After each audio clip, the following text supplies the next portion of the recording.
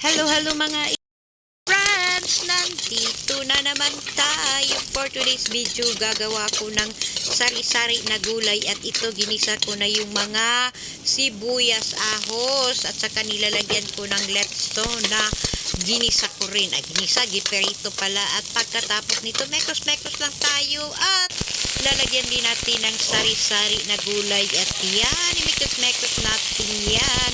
At dito nilalagyan ko ng isang basong tubig at pagkatapos nilalagyan ko ng soy sauce. Napakasimple lang naman ang luto ito. Alam alam nyo din ito pero ginagawa ko lang ito para for my content. At ito saba, nilalagyan ko din ng saba. Ewan ko ba basta nilalagyan ko ng saba. Gusto ko, daming saba namin dito. At ito sinabayan ko ng okra din. Naggaling din sa farm na napaka-fresh na fresh. At yan, naluto na.